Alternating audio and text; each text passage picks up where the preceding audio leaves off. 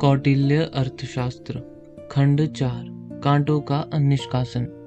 अध्याय 1 कारीगरों का संरक्षण। 3 आयुक्त या 3 मंत्री शांति भंग करने वाले उपायों को दबाने के लिए कार्य करेंगे। जो लोग दुख दूर करने में सहायक हो, कारीगरों को निर्देश दे सके, जमा राशि के मामले में भरोसेमंद हो, अपनी योजना के अनुसार कलात्मक कार्य कर सकें और कारीगरों के संघों द्वारा विश्वसनीय माने जा सके, वे संघों की जमा राशि प्राप्त कर सकते हैं। संकट के समय संघों को उनकी जमा राशि वापस मिल जाएगी। कारीगरों को समय, स्थान और कार्य के स्वरूप संबंधी अपने समझौते के अनुसार अपने कार्य पूरे करने होंगे। जो कारीगर समय, स्थान और कार्य के स्वरूप संबंधी किसी समझौते का बहाना बनाकर अपने कार्य को स्थगित करते हैं, उन्हें संकट और आपदाओं को छोड़कर न केवल अपनी मजदूरी का 1/4 हिस्सा गंवाना होगा, बल्कि मजदूरी की 2 गुनी राशि का जुर्माना भी देना होगा। इन्हें इस प्रकार हुए नुकसान या क्षति की भरपाई भी करनी होगी। जो कारीगर आदेशों के विरुद्ध कार्य करते हैं, उन्हें न केवल अपनी मजदूरी गंवानी होगी, बल्कि मजदूरी की 2 गुनी राशि का जुर्माना भी देना होगा। बुनकरों को कपड़े बुनने के लिए आपूर्ति किए गए धागों की मात्रा 10 से 11 के अनुपात में बढ़ानी होगी, अन्यथा उन्हें न केवल धागों की हानि के 2 गुने के बराबर जुर्माना या पूरे धागे के मूल्य के बराबर जुर्माना देना होगा, बल्कि अपनी मजदूरी भी गंवानी होगी। लिनेन या रेशमी कपड़े बुनने में वृद्धि 1 से 1.5 होगी। रेशेदार या ऊनी वस्त्र या कंबल बुनने में वृद्धि 1 से 2 होगी। लंबाई में कमी होने पर मजदूरी से हानि की राशि काट ली जाएगी और हानि की 2 गुनी राशि का जुर्माना लगाया जाएगा। वजन में कमी होने पर हानि की 4 गुनी राशि का जुर्माना लगाया जाएगा। किसी अन्य प्रकार के धागे का उपयोग करने पर मूल धागे के मूल्य की 2 गुनी राशि का जुर्माना लगाया जाएगा।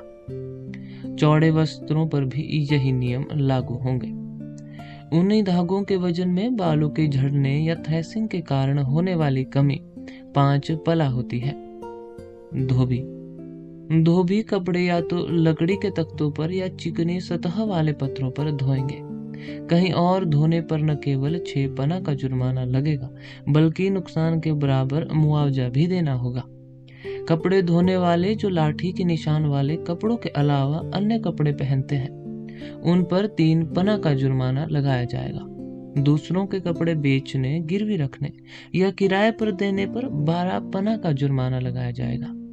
यदि कोई व्यक्ति अन्य कपड़े पहनकर आता है, तो उसे न केवल कपड़ों के मूल्य के 2 गुने के बराबर जुर्माना देना होगा, बल्कि उसे असली कपड़े भी लौटाने होंगे। चमेली के फूल के समान सफेद किए जाने वाले वस्त्र या पत्थरों पर रगड़ने से उनके धागों का प्राकृतिक रंग प्राप्त करने वाले वस्त्र या केवल धोने से मैल हटाने से सफेद होने वाले वस्त्रों को 1 रात से अधिक समय तक रखने पर आनुपातिक जुर्माना लगाया जाएगा। ऐसे वस्त्र जिन्हें हल्का रंग चढ़ाया जाना है, उन्हें 5 रातों से अधिक समय तक, ऐसे वस्त्र जिन्हें नीला किया जाना है, उन्हें 6 रातों से अधिक समय तक, ऐसे वस्त्र जिन्हें फूलों के समान सफेद या लाख, केसर या रक्त के समान सुंदर और चमकदार बनाया जाना है, उन्हें 7 रातों से अधिक समय तक रखने पर, और ऐसे वस्त्र जिन्हें चमकीला बनाने में अत्यधिक कौशल और सावधानी की आवश्यकता होती है, उन्हें रखने पर मजदूरी जब्त कर ली जाएगी। रंग संबंधी विवादों में विश्वसनीय व्यक्ति निर्णायक होंगे और विशेषज्ञ आवश्यक मजदूरी का निर्धारण करेंगे। सर्वोत्तम वस्त्रों की धुलाई के लिए मजदूरी 1 पना होगी। मध्यतम गुणवत्ता वाले वस्त्रों के लिए आधा पना और निम्न गुणवत्ता वाले वस्त्रों के लिए 1/4 पाना होगी। बड़े पत्थरों पर खुरदरी धुलाई के लिए मजदूरी का 1 पना का 1/8वां हिस्सा होगी।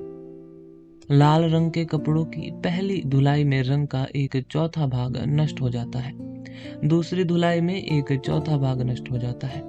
इससे बाद में होने वाले नुकसान का स्पष्टीकरण मिलता है। धोबी से संबंधित नियम बुनकरों पर भी लागू होते हैं। जो सुनार सरकार को सूचना दिए बिना अपवित्र हाथों से चांदी या सोने की वस्तुएं खरीदते हैं और उनका रूप नहीं बदलते, उन पर 12 पने का जुर्माना लगाया जाएगा। यदि वे वस्तुओं का रूप बदलकर अर्थात पिघलाकर ऐसा करते हैं तो उन पर 24 पने का जुर्माना लगाया जाएगा। यदि वे किसी चोर से वही वस्तुएं खरीदते हैं तो उन पर 48 पने का जुर्माना लगाया जाएगा। यदि वे किसी वस्तुओं को गुप्त रूप से पिघलाकर उसके मूल्य से कम से खरीदते हैं तो वे चोरी के दंड के पात्र होंगे। इसी प्रकार निर्मित वस्तुओं में धोखाधड़ी के लिए भी यही दंड लागू होगा। जब कोई सुनार किसी सुवर्ण से एक माशा स्वर्ण का 1/16वां भाग के वजन के बराबर सोना चुराता है तो उसे 200 पने का दंड दिया जाएगा।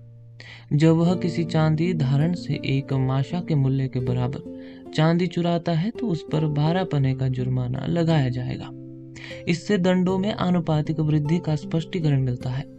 जब कोई सुनार अपसारण विधि या किसी अन्य कपटपूर्ण संयोजन द्वारा सुवर्ण से संपूर्ण मात्रा में सोना निकाल लेता है तो उसे 500 पने का जुर्माना देना होगा। यदि सोने और चांदी को किसी भी प्रकार से दूषित किया जाता है तो इसे उनके मूल रंग की हानि माना जाएगा।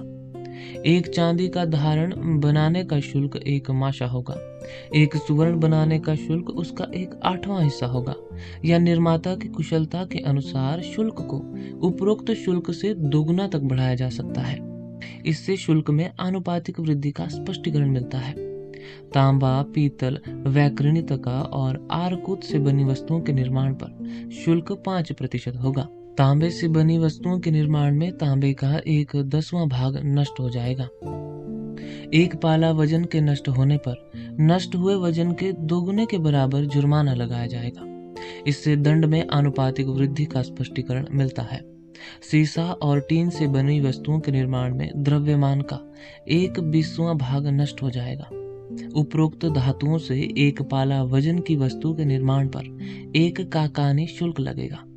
लोहे से बने वस्तुओं के निर्माण में द्रव्यमान का 1/5वां भाग नष्ट हो जाएगा। लोहे से एक पाला वजन की वस्तु के निर्माण पर 2 काकानी शुल्क लगेगा। इससे शुल्क से आनुपातिक वृद्धि का स्पष्टीकरण मिलता है। जब सिक्का परीक्षक किसी अस्वीकार्य प्रचलन सिक्के को राजकोष में जमा करने योग्य घोषित करता है या किसी स्वीकार्य प्रचलन सिक्के को अस्वीकार करता है तो उस पर 12 पने का जुर्माना लगाया जाएगा।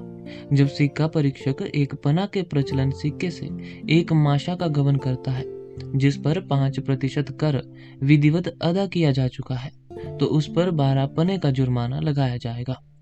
इससे जुर्माने में आनुपातिक वृद्धि का स्पष्टीकरण मिलता है। जब कोई व्यक्ति जाली सिक्का बनवाता है, उसे स्वीकार करता है या उसका विनिमय करता है तो उस पर 1000 पने का जुर्माना लगाया जाएगा। जो व्यक्ति जाली सिक्का राजकोष में जमा करता है उसे मृत्युदंड दिया जाएगा। सफाई कर्मी। सफाई कर्मियों को सफाई करते समय जो भी कीमती वस्तुएं मिले उनमें से 1/3 वे स्वयं ले लेंगे और 2/3 राजा ले लेगा, परंतु कीमती पत्थर पूरी तरह से राजा को सौंप दिए जाएंगे। कीमती पत्थरों को जब्त करने पर अधिकतम दंड दिया जाएगा। खानों, बहुमूल्य पत्थरों या खजानों का पता लगाने वाला व्यक्ति राजा को जानकारी देने पर उसका 1/6 भाग अपने हिस्से के रूप में प्राप्त करेगा। लेकिन यदि खोजकर्ता चपरासी हो तो उसका हिस्सा केवल 1/12वां भाग होगा। 1 लाख से अधिक मूल्य के खजाने पूरी तरह से राजा के होंगे, लेकिन यदि उनका मूल्य इससे कम है तो खोजकर्ता को उसका 1/6 भाग उसके हिस्से के रूप में मिलेगा। एक नेक और ईमानदार व्यक्ति द्वारा अपने पैतृक संपदा होने का सिद्ध प्रमाण प्रस्तुत करने पर वह संपदा पूर्णतः स्वयं ही प्राप्त कर लेगा। बिना दावा सिद्ध किए किसी संपदा पर कब्जा करना 500 पना के जुर्माने से दंडनीय होगा। गुप्त रूप से उस पर कब्जा करना 1000 पने के जुर्माने से दंडनीय होगा। चिकित्सा अभ्यास। यदि कोई चिकित्सक किसी बीमारी की गंभीर प्रकृति के बारे में सूचित किए बिना चिकित्सा उपचार करता है और रोगी की मृत्यु हो जाती है तो उसे प्रथम दंड से दंडित किया जाएगा। यदि उपचार के दौरान किसी रोगी की मृत्यु उपचार में लापरवाही के कारण होती है तो चिकित्सक को मध्य अधिक दंड से दंडित किया जाएगा। चिकित्सक की लापरवाही या उदासीनता के कारण बीमारी का बढ़ना हमला या हिंसा माना जाएगा। संगीतकार। संगीतकारों के समूह बरसात के मौसम में एक विशेष स्थान पर रहेंगे। वे किसी को भी अत्यधिक भोग विलास देने या अत्यधिक हानि पहुंचाने से सख्ती से बचेंगे। उपरोक्त नियम का उल्लंघन 12 पने के जुर्माने से दंडनीय होगा। वे अपने देश, जाति, परिवार, पेशे या संभोग की प्रथा के अनुसार अपनी पसंद के अनुसार प्रदर्शन कर सकते हैं।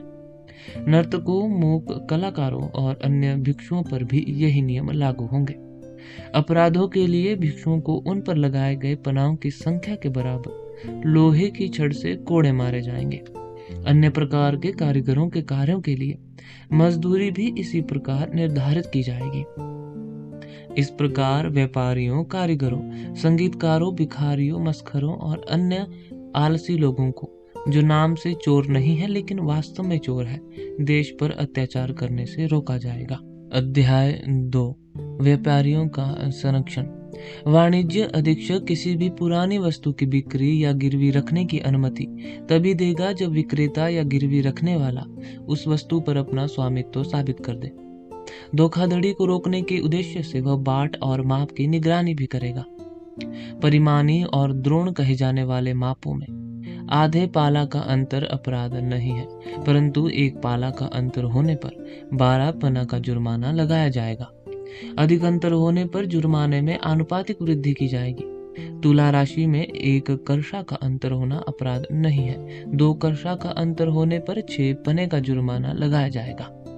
इससे अधिक अंतर होने पर जुर्माना आनुपातिक रूप से बढ़ाया जाएगा। आधका नामक माप में आधे कर्षा का अंतर कोई अपराध नहीं है, परंतु 1 कर्षा का अंतर होने पर 3 पने का जुर्माना लगाया जाएगा। अधिक अंतर होने पर जुर्माने में आनुपातिक वृद्धि की जाएगी। अन्य प्रकार के तराजू में वजन के अंतर के लिए जुर्माना उपरोक्त नियम के आधार पर निर्धारित किया जाएगा। जब कोई व्यापारी नकली तराजू से किसी वस्तु की अधिक मात्रा खरीदता है और किसी अन्य नकली तराजू से उसी नाम मात्र वजन के तहत कम मात्रा बेचता है, तो उसे उपरोक्त जुर्माने के दोगुने से दंडित किया जाएगा।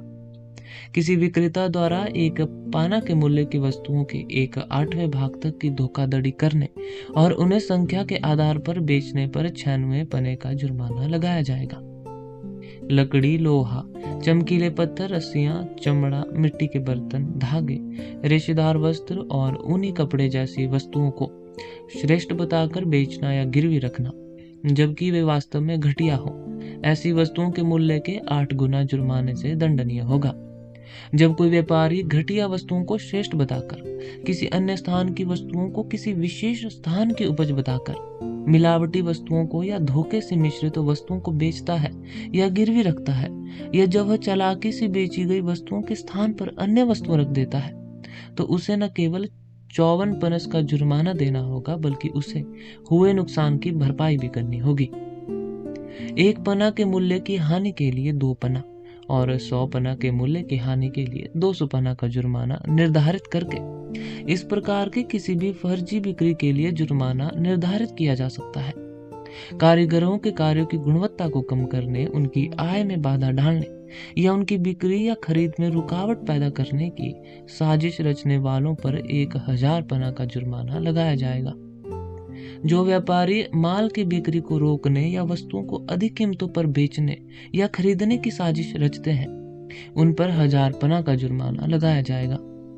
जो बिचौलिए किसी व्यापारी या खरीदार को नकली बाट या माप या अन्य प्रकार के घटिया वस्तुओं को धोखे से बदलकर 1 पना के 1/8वें हिस्से का नुकसान पहुंचाते हैं, उन्हें 200 पना के जुर्माने से दंडित किया जाएगा।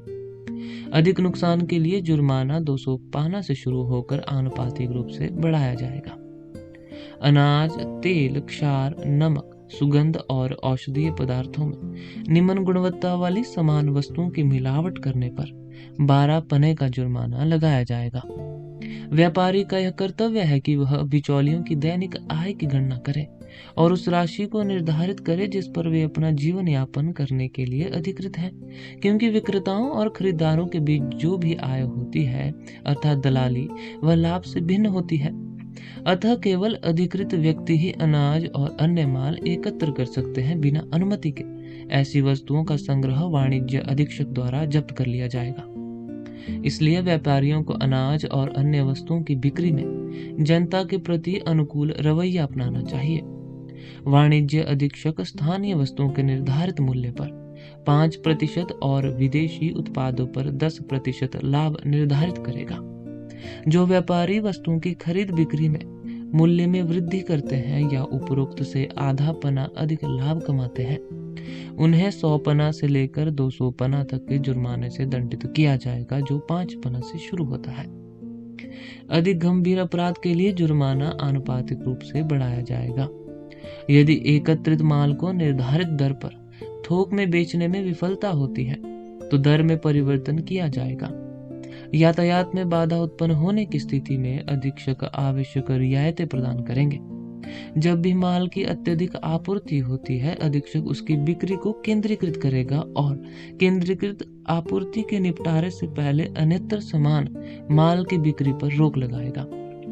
जनता के प्रति अनुकूल भाव रखते हुए व्यापारी इस केंद्रीकृत आपूर्ति को दैनिक मजदूरी पर बेचेंगे। अधीक्षक व्यय, उत्पादित मात्रा, टोल की राशि, व्यय पर ब्याज, किराया और अन्य प्रकार के सहायक व्ययों पर विचार करने के बाद इस बात को ध्यान में रखते हुए कि माल का निर्माण बहुत पहले हुआ था या इसे किसी दूसरे देश से आयात किया गया था। इस प्रकार द्वितीय अध्याय समाप्त होता है।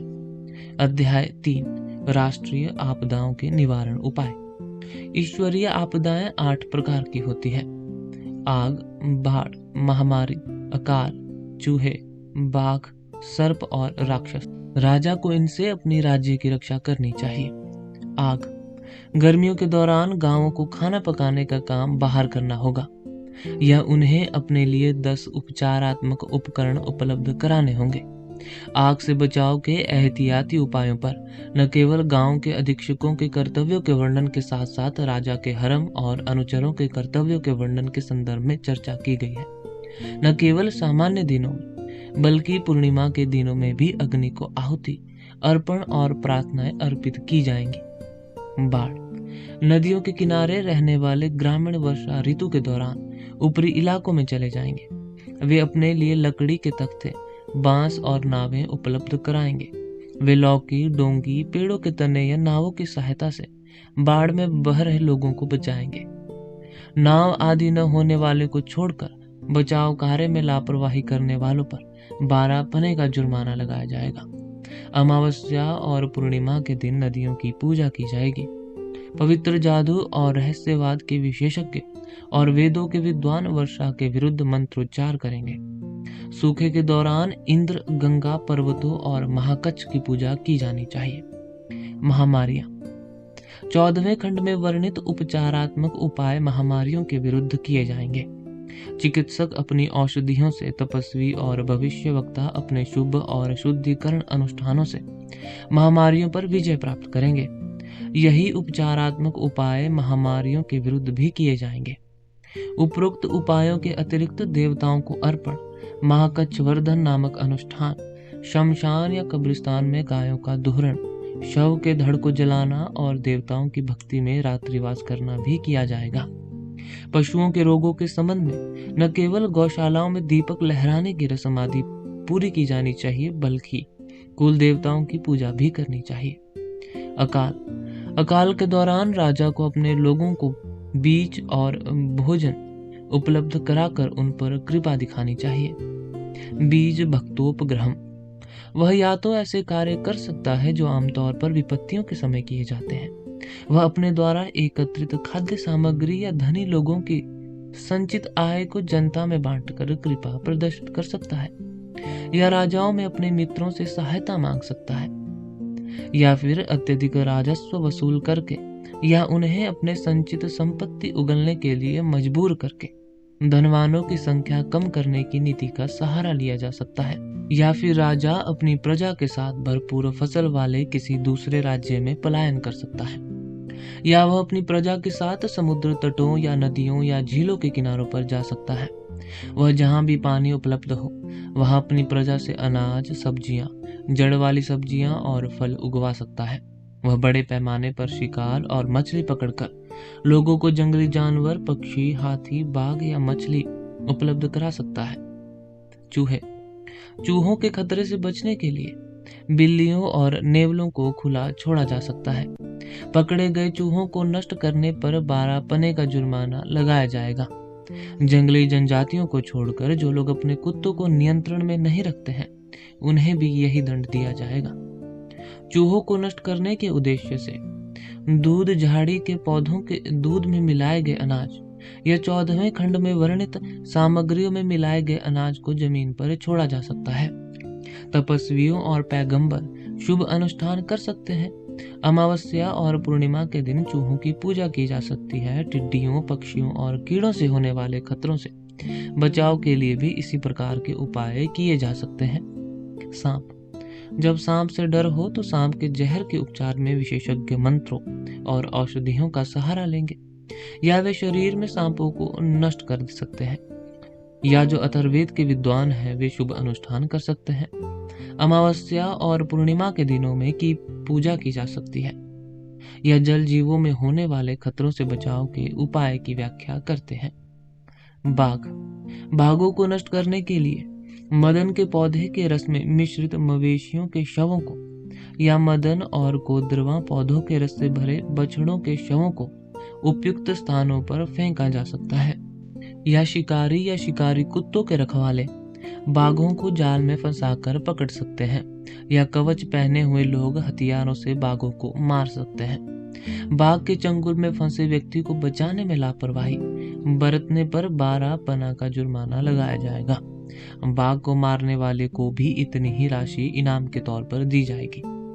अमावस्या और पूर्णिमा के दिन पहाड़ों की पूजा की जा सकती है। जंगली जानवरों, पक्षियों या मगरमच्छों के घुसपैठ के खिलाफ भी इसी तरह के उपाय किए जा सकते हैं। राक्षस। अथर्ववेद के अनुष्ठानों से परिचित व्यक्ति और पवित्र जादू और रहस्यवाद के विशेषज्ञ ऐसे अनुष्ठान करेंगे जो राक्षसों से खतरे को दूर करते हैं। पूर्णिमा के दिनों में बरामदे में छाता, भुजा का चित्र, झंडा और बकरी के मांस जैसी वस्तुएं रखकर दैत्यों की पूजा की जा सकती है। राक्षसों से उत्पन्न होने वाले सभी प्रकार के खतरों में हम तुम्हें पका हुआ चावल अर्पित करते हैं का मंत्रोच्चार किया जाना चाहिए। राजा को अपने प्रजाजनों में पीड़ित लोगों की रक्षा उसी प्रकार करनी चाहिए जैसे एक पिता अपने पुत्र की रक्षा करता है।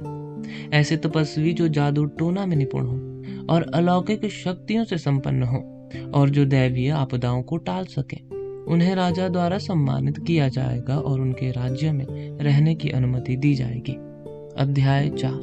कुटिल साधनों से जीवन यापन करने वाले दुष्टों का दमन।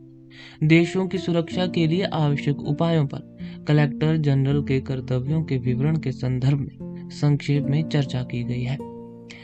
अब हम उन उपायों पर विस्तार से चर्चा करने जा रहे हैं जो शांति भंग करने वाले तत्वों को दूर कर सकते हैं। कलेक्टर जनरल अलौकिक शक्तियों से संपन्न व्यक्तियों, तपस्या में लीन व्यक्तियों, तपस्वियों, विश्व भ्रमणकर्ताओं, कवियों, मस्खरों, रहस्यवादियों, ज्योतिषियों, भविष्य बताने वाले भविष्य वक्ताओं, शुभ अशुभ समय पढ़ने में सक्षम व्यक्तियों, चिकित्सकों, पागलों, गूंगों, बहरों, मंदबुद्धि व्यक्तियों, अंधों, व्यापारियों, चित्रकारों, बड़े संगीतकारों, नर्तकों, शराब विक्रेताओं और केक, मांस और पके हुए चावल के निर्माताओं के वेश में जासूसों को नियुक्त करेगा और उन्हें जासूसी के लिए देश के बाहर भेजेगा। जासूस ग्रामीणों या ग्राम अधीक्षकों के उचित या अनुचित आचरण का पता लगाएंगे और उसकी रिपोर्ट करेंगे। यदि कोई व्यक्ति दुष्ट जीवन का पाया जाता है तो उसी प्रकार के दुराचार से परिचित एक जासूस को उस पर छोड़ दिया जाएगा। किसी संदिग्ध व्यक्ति जो न्यायाधीश या आयुक्त हो सकता है से मित्रता प्राप्त करने पर जासूस उससे अपने मित्र पर आई विपत्ति को टालने और बदले में कुछ धनराशि स्वीकार करने का अनुरोध कर सकता है। यदि न्यायाधीश अनुरोध स्वीकार कर लेता है तो उसे रिश्वत लेने वाला घोषित कर देश निकाला दे दिया जाएगा। यही नियम आयुक्तों पर भी लागू होगा। एक जासूस ग्राम सभा या उसके अधीक्षक को बता सकता है कि एक दुष्ट चरित्र वाला धनी व्यक्ति किसी मुसीबत में फंसा हुआ है और इस अवसर का लाभ उठाकर उससे धन ऐंठ लिया जा सकता है। यदि इनमें से कोई भी जासूस की बात मान लेता है तो उसे जबरन वसूली के आरोप में देश निकाला दिया जाएगा। किसी आपराधिक मामले में आरोपित होने का बहाना बनाकर एक जासूस बड़ी रकम का लालच देकर झूठे गवाहों से बातचीत शुरू कर सकता है। यदि वे उससे सहमत हो जाते हैं तो उन्हें झूठा गवाह घोषित कर देश निकाला दे दिया जाएगा। नकली सिक्के बनाने वालों के साथ भी इसी तरह का व्यवहार किया जाएगा। जो कोई भी जादू टोने, औषधियों या शमशान घाट पर किए जाने वाले अनुष्ठानों के माध्यम से दूसरों के लिए महिलाओं का प्रेम प्राप्त करने का प्रयास करता है, उसके पास एक जासूस आ सकता है और उससे अनुरोध कर सकता है कि वह जिस व्यक्ति से प्रेम करने का दिखावा करता है उसकी पत्नी, पुत्री या बहू को प्रेम के लिए राजी करे और बदले में कुछ धनराशि स्वीकार करे। यदि वह इसके लिए सहमत हो जाता है तो उसे जादू टोना करने वाला घोषित कर देश निकाला दे दिया जाएगा। ऐसे जादू टोने से लिप्त व्यक्तियों के खिलाफ भी इसी प्रकार की कार्रवाई की जा सकती है जो दूसरों को नुकसान पहुंचाता हो। जो कोई भी पारा के बारे में बात करके उसे बेचकर या खरीदकर या दवाइयां बनाने में उसका उपयोग करके दूसरों को जहर यानी रस, पारा कहा जाता है, देने के संदेह में पकड़ा जाता है, उसे यह कहकर बुलाया जा सकता है, बहलाया जा सकता है कि उसके किसी शत्रु को मार दिया जाएगा और इनाम के तौर पर एक निश्चित राशि मिलेगी। यदि वह ऐसा करता है तो उसे जहर देने वाला रसदा घोषित कर देश निकाला दे दिया जाएगा। मदना के पौधे से तैयार की गई औषधियों का कारोबार करने वालों के खिलाफ भी इसी तरह की कार्रवाई की जा सकती है। जो कोई भी नकली सिक्के बनाने के संदेह में पकड़ा जाता है, जैसे कि वह अक्सर विभिन्न प्रकार की धातुएं, क्षार, कोयला, धौंकनी, चिमटा, भट्टी और हथौड़े खरीदता है, उसके साथ और कपड़े राख और धुएं से सने होते हैं या उसके पास इस अवैध निर्माण के लिए आवश्यक अन्य सहायक उपकरण होते हैं, तो उसे एक जासूस द्वारा प्रशिक्षु के रूप में लेने के लिए कहा जा सकता है और धीरे धीरे जासूस द्वारा भेद खोले जाने पर नकली सिक्के बनाने के दोषी के रूप में उसकी घोषणा होने पर ऐसे व्यक्ति को देश निकाला दे दिया जाएगा। जो लोग सोने में मिश्र धातु मिलाकर उसकी गुणवत्ता कम करते हैं या नकली सोने का कारोबार करते हैं, उनके खिलाफ भी इसी तरह की कार्रवाई की जा सकती है। 13 प्रकार के अपराधी हैं जो गुप्त रूप से कुकर्मों से जीविका कमाने का प्रयास करते हुए देश की शांति भंग करते हैं। उन्हें या तो देश निकाला दिया जाएगा या उनके अपराध की गंभीरता या गंभीरता के अनुसार उचित मुआवजा देने के लिए बाध्य किया जाएगा। अध्याय 5 तपस्वी जासूसों द्वारा आपराधिक प्रवृत्ति वाले युवाओं का पता लगाना। पहले से भेजे गए साधारण जासूसों द्वारा बनाई गई जानकारी का लाभ उठाकर अलौकिक शक्तियों से संपन्न होने का दावा करने वाले विशेष जासूस भागने में तेजी लाने वाले मंत्रों का ज्ञान होने का बहाना बनाकर या व्यक्तियों को अदृश्य करने वाले मंत्रों का उपयोग करके या कठोर रूप से बंद दरवाजे को खोलने वाले मंत्रों का उपयोग करके राजमार्ग लुटेरों को लूट के लिए प्रेरित कर सकते हैं और महिलाओं का प्रेम प्राप्त करने वाले मंत्रों का ज्ञान होने का बहाना बनाकर व्यभिचारियों को अपना आपराधिक इरादों को साबित करने के उद्देश्य से नियोजित आपराधिक कार्यों में भाग लेने के लिए लुभा सकते हैं। इन उत्साही लोगों को जो इस प्रकार प्रेरित हुए हैं एक ऐसे गांव में ले जाने पर जहां पहले से ही स्त्री पुरुषों के वेश में लोग मौजूद हों और जो इस गांव से भिन्न हो जहां पहुंचने का इरादा है, युवाओं को बताया जा सकता है कि लक्षित गांव तक समय पर पहुंचना कठिन है और मंत्रोच्चार की शक्ति केवल वहीं देखी जा सकती है। ऐसा प्रतीत होता है जैसे मंत्रों के प्रभाव से द्वार खुल गए हों और फिर युवकों को अंदर आने के लिए कहा जा सकता है। सचेत पहरेदारों की मौजूदगी में मंत्रों के प्रभाव से युवकों को अदृश्य कर दिया जाता है और फिर उन्हें अंदर जाने के लिए कहा जा सकता है। पहरेदारों को नींद में होने का आभास देकर युवक आदेशानुसार बिना किसी संकोच के पहरेदारों के पलंगों को हिला सकते हैं। अन्य व्यक्तियों जैसे पत्नियों का वेश धारण किए हुए व्यक्ति मंत्रों के प्रभाव में आकर युवकों को प्रसन्न कर सकते हैं। जैसे ही युवाओं को मंत्रोच्चारण की शक्तियों का अनुभव हो जाता है, उन्हें मंत्रोच्चारण और इस कला से संबंधित अन्य सहायक विधियां सिखाई जा सकती है। इसके बाद उन्हें पहचान चिन्हों वाले सामान या धन से भरे घरों को लूटकर अपने नए ज्ञान का परीक्षण करने के लिए कहा जा सकता है और साथ ही उन्हें रंगे हाथों पकड़ा जा सकता है। उन्हें पहचान चिन्हों वाले सामान बेचते, खरीदते या गिरवी रखते हुए गिरफ्तार किया जा सकता है और औषधीय पेय के नशे में पकड़ा जा सकता है। इस प्रकार गिरफ्तार किए गए इन युवकों से उनके और उनके साथियों के अतीत के बारे में जानकारी जुटाई जा सकती है। पुराने और कुख्यात चोरों के वेश में जासूस भी इसी तरह लुटेरों के साथ मिल सकते हैं और इसी तरह के उपाय अपनाकर उन्हें गिरफ्तार करवा सकते हैं। कलेक्टर जनरल गिरफ्तार किए गए इन लुटेरों को जनता के सामने पेश करेगा और उन्हें सूचित करेगा कि उनकी गिरफ्तारी राजा से प्राप्त निर्देशों के कारण हुई है, जिसने लुटेरों को पकड़ने की दिव्य कला सीख ली है।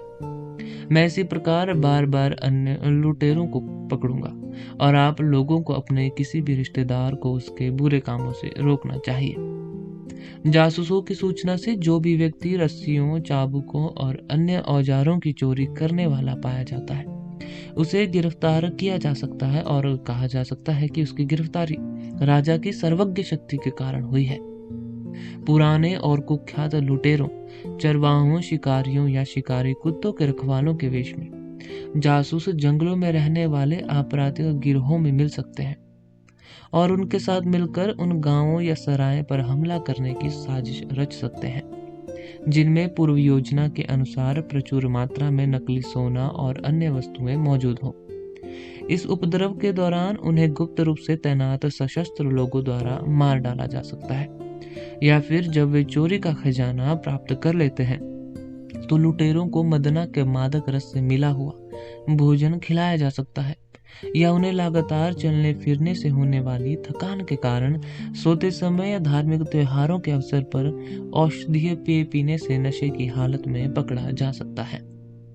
कलेक्टर जनरल इन और अन्य गिरफ्तार व्यक्तियों को सार्वजनिक रूप से प्रदर्शित करेगा और आम जनता के बीच राजा की सर्वज्ञ शक्ति की घोषणा करेगा। अध्याय 6, संदेह के आधार पर या अपराध करते समय अपराधियों की गिरफ्तारी। भविष्यवक्ताओं के वेश में जासूसों द्वारा उठाए गए उपायों के अलावा संदिग्ध गतिविधियों या चोरी की वस्तुओं के कब्जे से प्रेरित कदम भी उठाए जा सकते हैं। संदेह: वे लोग जिनका परिवार विरासत में मिली सीमित संपत्ति पर निर्भर है, जिनके पास सुख सुविधाएं न के बराबर है, जो बार बार अपना निवास स्थान, जाति और नाम बदलते हैं, न केवल अपना बल्कि अपने परिवार गोत्र का भी, जो अपने निजी कामों और व्यवसायों को छुपाते हैं, जो मांस और मसाले खाने, शराब पीने, इत्र, माला, उत्तम वस्त्र और आभूषण पहनने जैसी विलासितापूर्ण जीवन शैली अपनाते हैं, जो अपना धन लुटाते रहते हैं, जो लगातार दुराचारी महिलाओं, जुआरियों या शराब व्यापारियों के साथ घूमते हैं, जो बार बार अपना निवास स्थान छोड़ते हैं, जिनका व्यापारिक लेन देन, यात्रा या गंतव्य समझना कठिन होता है, जो जंगलों और पहाड़ी इलाकों जैसे एकांत स्थानों में अकेले यात्रा करते हैं, जो अपने निवास स्थान के पास या दूर सुनसान जगहों पर गुप्त बैठकें करते हैं, जो अपने नए घावों या फोड़ों का इलाज कराने के लिए जल्दी करते हैं, जो हमेशा अपने घरों के अंदर छिपे रहते हैं, जो महिलाओं के प्रति अत्यधिक आसक्त होते हैं, जो हमेशा दूसरों की महिलाओं और संपत्ति के बारे में जानकारी इकट्ठा करने के लिए उत्सुक रहते हैं, जो निंदनीय ज्ञान और काम वाले पुरुषों के साथ संगति करते हैं, जो दीवारों के पीछे या छांव में अंधेरे में मंडराते हैं, जो संदिग्ध समय या स्थानों पर दुर्लभ या संदिग्ध वस्तुएं खरीदते हैं, जो अपने शत्रुतापूर्ण व्यवहार के लिए जाने जाते हैं, जिनकी जाति और पेशा बहुत नीचा है, जो झूठी छवि रखते हैं या अलग अलग जाति चिन्ह धारण करते हैं, जो झूठे बहाने बनाकर अपने पैतृक रीति रिवाजों को बदलते हैं, जिनकी बदनामी पहले से ही फैली हुई है, जो गांव के प्रभारी होते हुए भी प्रधानमंत्री के सामने पेश होने से बहुत डरते हैं और खुद को छिपा लेते हैं या कहीं और चले जाते हैं, जो अकेले बैठे बैठे डर से हाँफते हैं,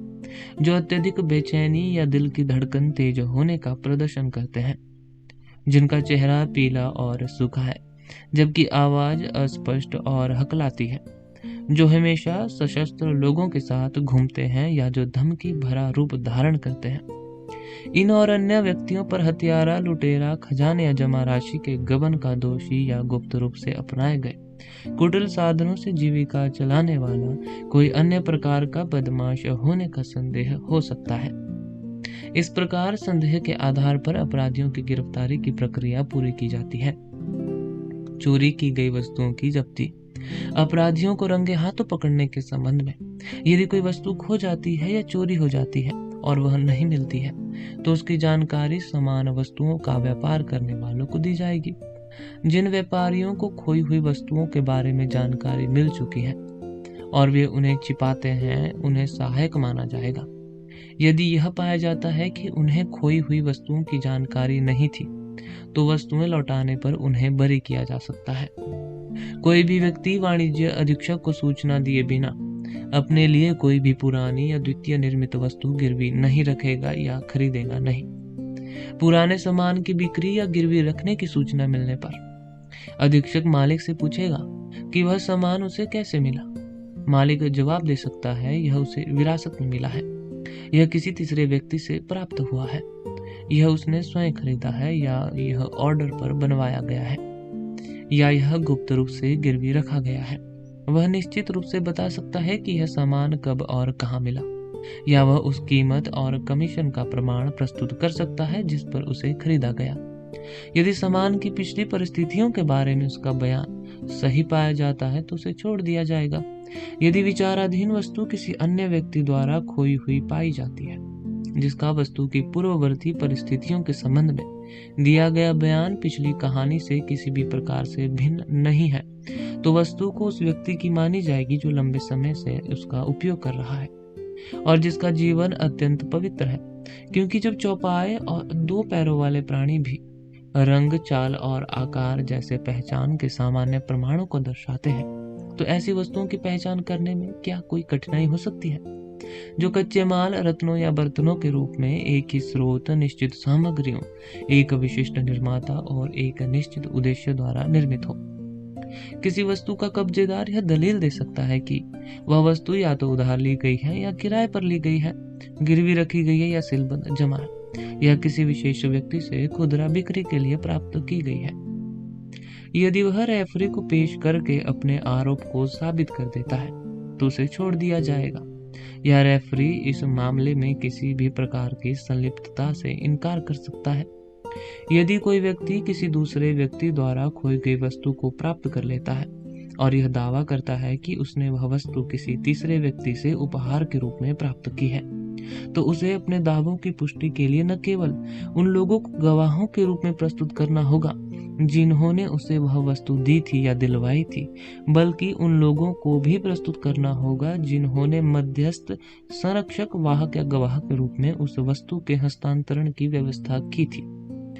यदि किसी व्यक्ति के पास कोई ऐसी वस्तु पाई जाती है जिसे वह किसी तीसरे व्यक्ति द्वारा फेंकी गई, खोई हुई या भूली हुई बताता है, तो उसे वस्तु मिलने के समय, स्थान और परिस्थितियों के बारे में साक्ष्य प्रस्तुत करके अपनी निर्दोषता साबित करनी होगी, अन्यथा उसे वस्तु लौटानी होगी और उसके मूल्य के बराबर जुर्माना भी देना होगा, अन्यथा उसे चोर के रूप में दंडित किया जा सकता है। इस प्रकार अपराधियों को रंगे हाथों पकड़ने का उपाय किया जाता है। परिस्थितिजन्य साक्ष्य।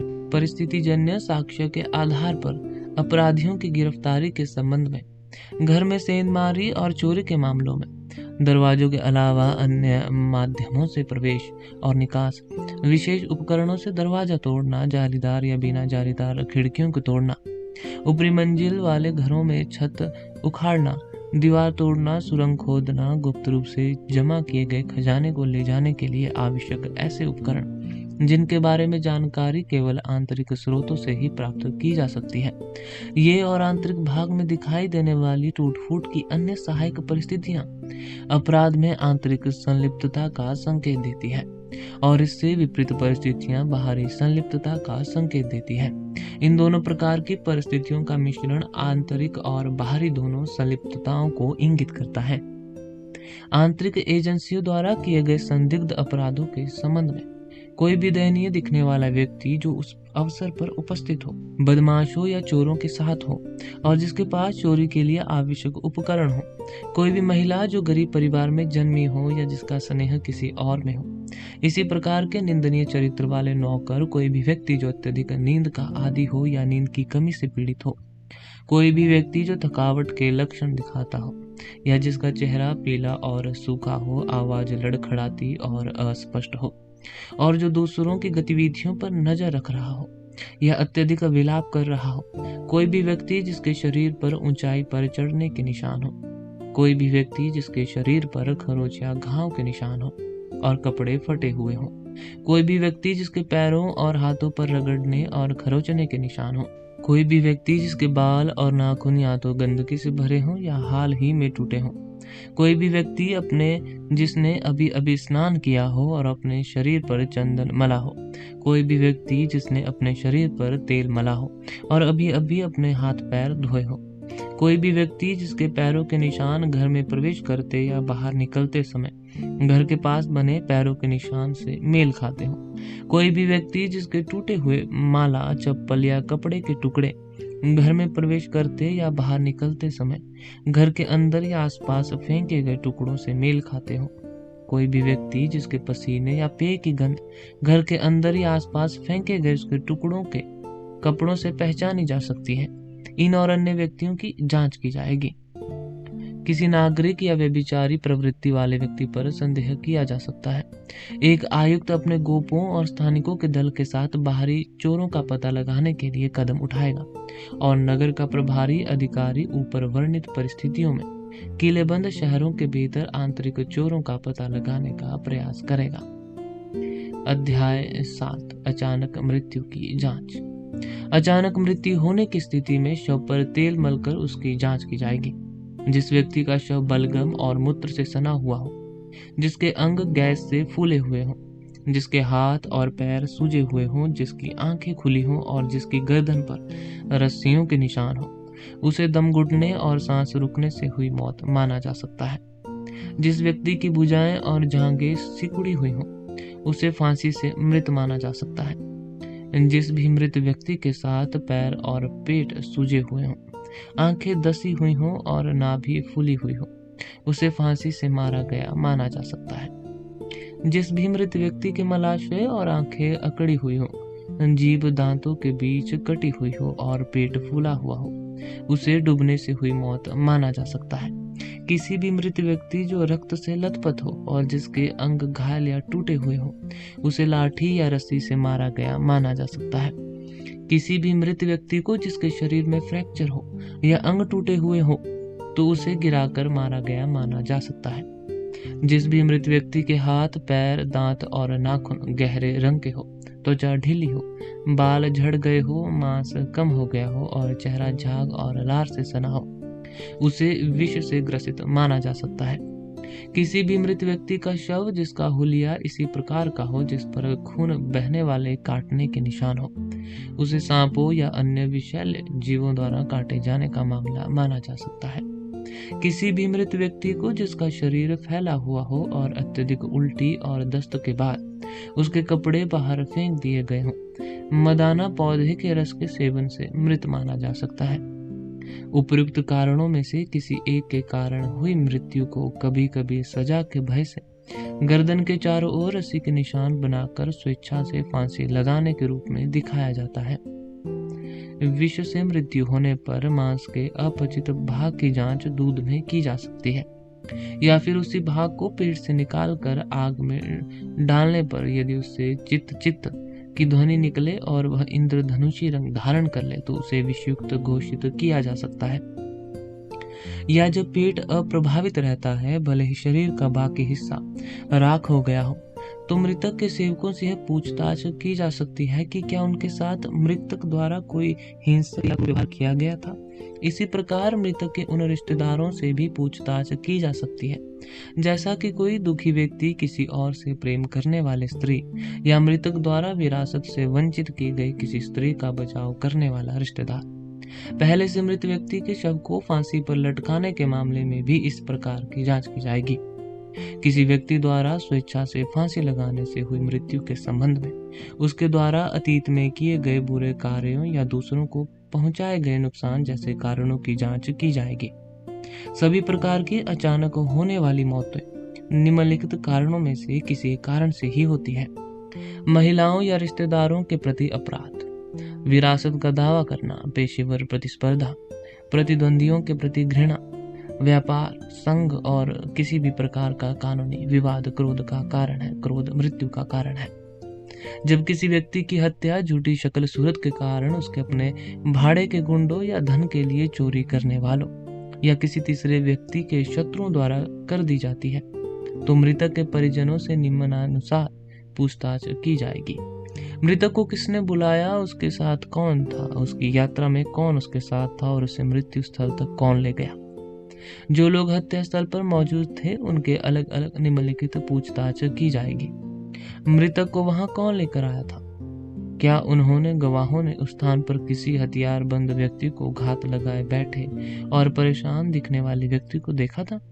उनके द्वारा दी गई किसी भी जानकारी का आगे की जांच में पालन किया जाएगा। मृतक की हत्या के समय उसके शरीर पर मौजूद यात्रा सामग्री, कपड़े, गहने या अन्य वस्तुओं जैसी व्यक्तिगत संपत्ति की जांच करने के बाद उन वस्तुओं की आपूर्ति करने वाले या उनसे संबंधित व्यक्तियों से मृतक के सहयोगियों, निवास स्थान, यात्रा के कारणों, पेशे और अन्य कामों के बारे में पूछताछ की जाएगी। यदि कोई पुरुष या स्त्री प्रेम, क्रोध या अन्य पापी भावनाओं के आवेश में आकर रस्सियों, हथियारों या जहर के माध्यम से आत्महत्या करता है या करवाता है, तो उसे चंडाल द्वारा रस्सी से बांधकर सार्वजनिक सड़क पर घसीटा जाएगा। उपर्युक्त जैसे हथियारों के लिए न तो दाह संस्कार की रस्में निभाई जाएंगी और न ही रिश्तेदारों द्वारा सामान्यतः की जाने वाली कोई अंतिम संस्कार की रस्में होगी। जो भी रिश्तेदार ऐसे अभागों का अंतिम संस्कार करता है, उसे या तो स्वयं अपने अंतिम संस्कार से वंचित कर दिया जाएगा या उसके सगे संबंधियों द्वारा त्याग दिया जाएगा। जो कोई भी निषिद्ध अनुष्ठान करने वाले व्यक्तियों के साथ संगति करता है, वह अपने अन्य साथियों सहित यदि कोई हो 1 वर्ष के भीतर यज्ञ करने या उसकी देखरेख करने, शिक्षण देने और उपहार देने या प्राप्त करने के विशेषाधिकार खो देगा। अध्याय 8 कबूलनामा हासिल करने के लिए मुकदमा और यातना। चाहे आरोपी शिकायतकर्ता का अजनबी हो या रिश्तेदार, उसके बचाव पक्ष के गवाह से शिकायतकर्ता की उपस्थिति में आरोपी के देश, जाति, परिवार, नाम, व्यवसाय, संपत्ति, मित्रों और निवास स्थान के बारे में पूछा जाएगा। प्राप्त उत्तरों की तुलना आरोपी के स्वयं के कथनों से की जाएगी। इसके बाद आरोपी से न केवल चोरी से पहले वाले दिन किए गए काम की प्रकृति के बारे में, बल्कि उस स्थान के बारे में भी पूछा जाएगा जहां उसने पकड़े जाने तक रात बिताई थी। यदि इन प्रश्नों के उसके उत्तर विश्वसनीय संदर्भ दाताओं या गवाहों द्वारा सत्यापित किए जाते हैं, तो उसे बरी कर दिया जाएगा, अन्यथा उसे यातना दी जाएगी। किसी अपराध के घटित होने के 3 दिन बाद किसी भी संदिग्ध व्यक्ति को गिरफ्तार नहीं किया जाएगा, क्योंकि जब तक आरोप को साबित करने के लिए पुख्ता सबूत न हो तब तक पूछताछ की कोई गुंजाइश नहीं रहती। जो व्यक्ति किसी निर्दोष व्यक्ति पर चोरी का आरोप लगाते हैं या किसी चोरी को छिपाते हैं, वे स्वयं चोरी के दंड के पात्र होंगे।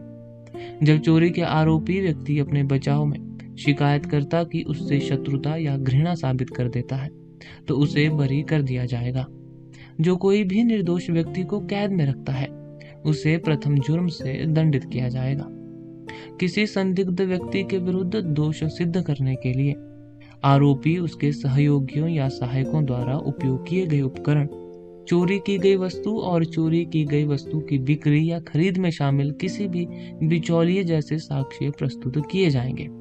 उपरोक्त साक्ष्यों की वैधता की जांच चोरी स्थल और चोरी की गई वस्तुओं के कब्जे और वितरण से संबंधित परिस्थितियों के संदर्भ में भी की जाएगी।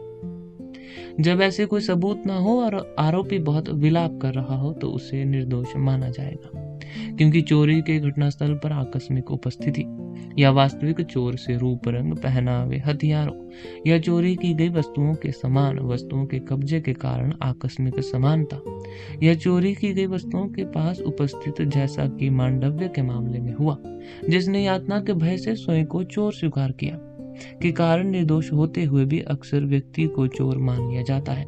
इसलिए निर्णायक सबूत पेश करने पर जोर दिया जाना चाहिए। इसलिए सजा तभी दी जानी चाहिए जब आरोपी के खिलाफ आरोप पूरी तरह से सिद्ध हो जाए।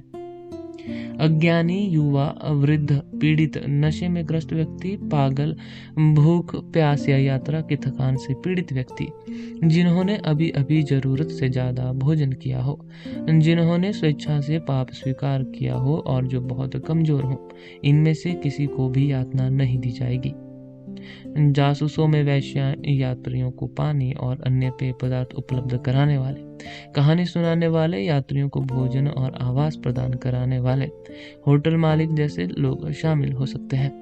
इनमें से कोई भी व्यक्ति जो संदिग्ध के काम में मिलता जुलता काम करता हो, उसे सीलबंद जमा राशि के दुरुपयोग के संबंध में वर्णित अनुसार उसकी गतिविधियों पर नजर रखने के लिए छोड़ा जा सकता है। जिनका अपराध सिद्ध हो चुका हो उन्हें यातना दी जाएगी, परंतु गर्भवती महिलाओं को या प्रसव के 1 माह से पहले की महिलाओं को नहीं। महिलाओं पर की जाने वाली यातना निर्धारित मानक की आदि होगी, अन्यथा बिना किसी अपवाद के महिलाओं को जिरह के मुकदमे का सामना करना पड़ सकता है। केवल ब्राह्मण जाति के और वेदों के ज्ञाता तथा तपस्वियों को ही जासूसी के दायरे में लाया जाएगा। उपरोक्त नियमों का उल्लंघन करने या करवाने वालों को प्रथम दंड से दंडित किया जाएगा। यातना द्वारा किसी की मृत्यु का कारण बनने पर भी यही दंड लागू होगा। कर्म के 4 प्रकार प्रचलित हैं। 6 दंड, 7 प्रकार की कोड़ेबाजी, 2 प्रकार से ऊपर से लटकाना और पानी की नली। गंभीर अपराध करने वाले व्यक्तियों के लिए यातना के 9 प्रकार होंगे। प्रत्येक जांघ पर 12 कोड़े, पेड़ की छड़ी से 28 कोड़े, हाथों की प्रत्येक हथेली और पैरों के प्रत्येक तलवे पर 32 कोड़े, उंगलियों के जोड़ों पर 2 कोड़े, हाथों को बिच्छू की तरह जोड़कर 2 प्रकार से चेहरा नीचे की ओर लटकाना। आरोपी को चावल का दलिया पिलाने के बाद उंगली के एक जोड़ को जलाना। तेल पिलाने के बाद 1 दिन तक शरीर को गर्म करना। सर्दियों में 1 रात के लिए उसे खुरदुरी हरी घास पर लेटाना। ये यातना के 18 प्रकार है। अभियुक्तों के हथियार जैसे रस्सियां, लाठियां, तीर, कुदाल, चाकू आदि को गधे की पीठ पर लादकर प्रदर्शित किया जाएगा। हर दिन यातना का एक नया प्रकार आजमाया जाएगा।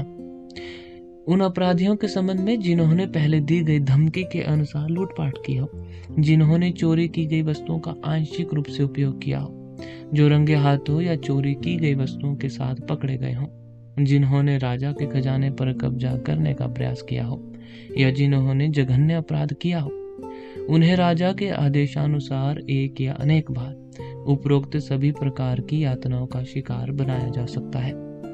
अपराध का स्वरूप चाहे जो भी हो, किसी भी ब्राह्मण अपराधी को यातना नहीं दी जाएगी।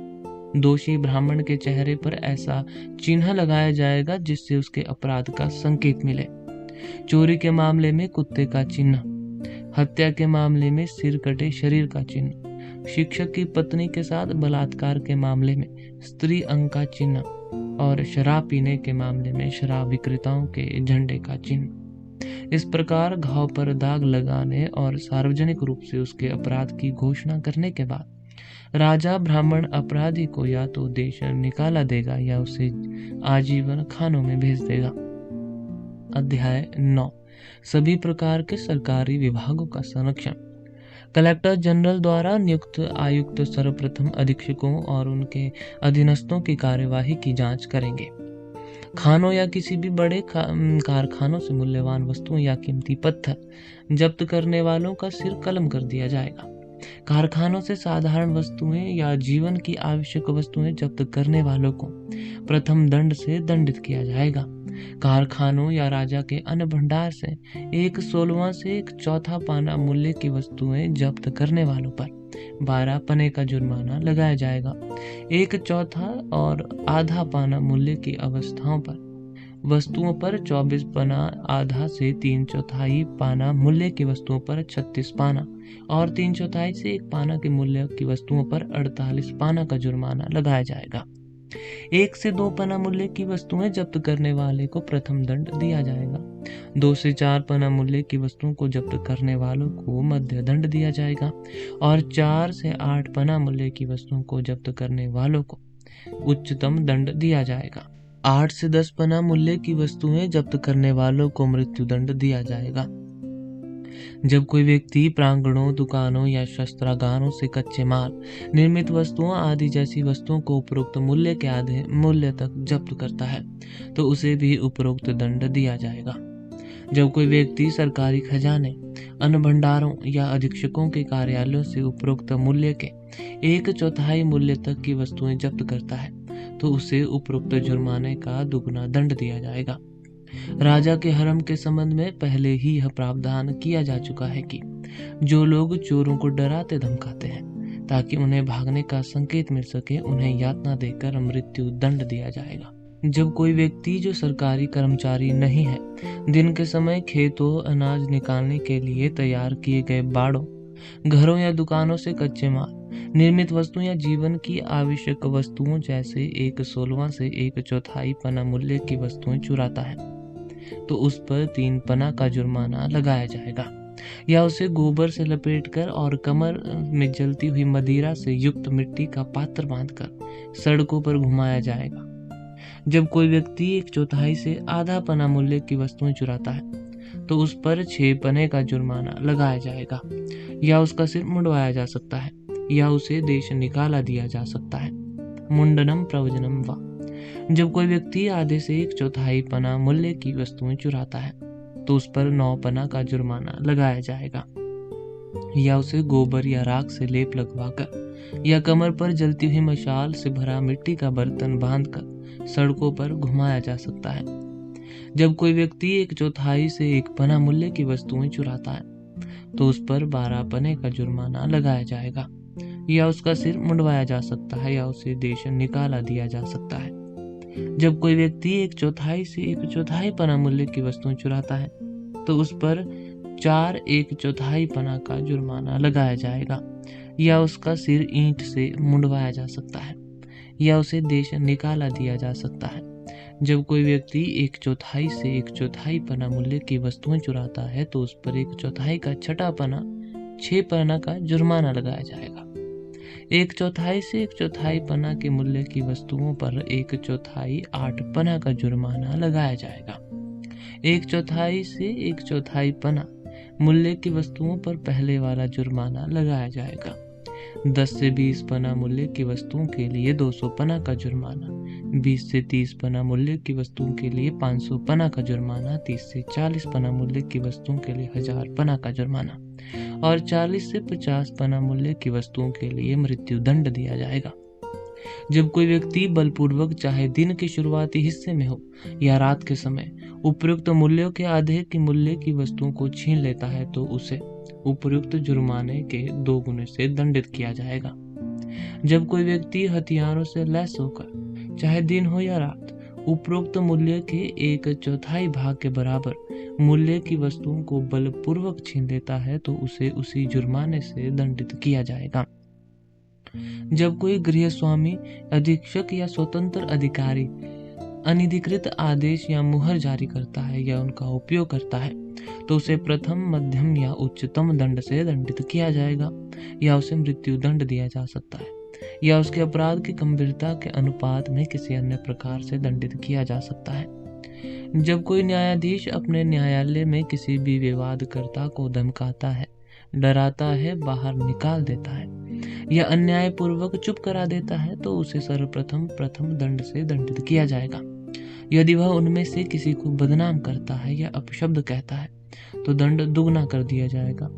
यदि वह प्रश्न नहीं पूछता तो पूछा जाना चाहिए, या वह प्रश्न पूछता है जो नहीं पूछा जाना चाहिए, या स्वयं द्वारा पूछे गए प्रश्न को छोड़ देता है, या किसी को पूर्व कथन सिखाता है, याद दिलाता है या प्रदान करवाता है, तो उसे मध्य दंड से दंडित किया जाएगा। जब कोई न्यायाधीश आवश्यक परिस्थितियों की जांच न करे, अनावश्यक परिस्थितियों की जांच करे, अपने कर्तव्य निर्वहन में अनावश्यक विलंब करे, द्वेषपूर्ण ढंग से कार्य स्थगित करे, पक्षों को विलंब से थकाकर न्यायालय छोड़ने के लिए विवश करे, किसी मामले के निपटारे में सहायक बयानों से बचे या उन्हें टालने का कारण बने, गवाहों को सुराग देकर उनकी सहायता करे, या पहले से निपटाए गए मामलों को पुनः शुरू करे, तो उसे अधिकतम जुर्माने से दंडित किया जाएगा।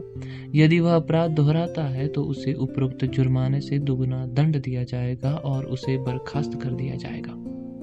जब कोई क्लर्क पक्षों द्वारा दिए गए बयानों को दर्ज नहीं करता, बल्कि उन बयानों को दर्ज करता है जो दर्ज नहीं किए गए हैं, गलत ढंग से कही गई बातों से बचता है या संतोषजनक रूप से दिए गए बयानों को अर्थ में भिन्न या अस्पष्ट मानता है, तो उसे प्रथम दंड या उसके अपराध के अनुसार में दंड दिया जाएगा।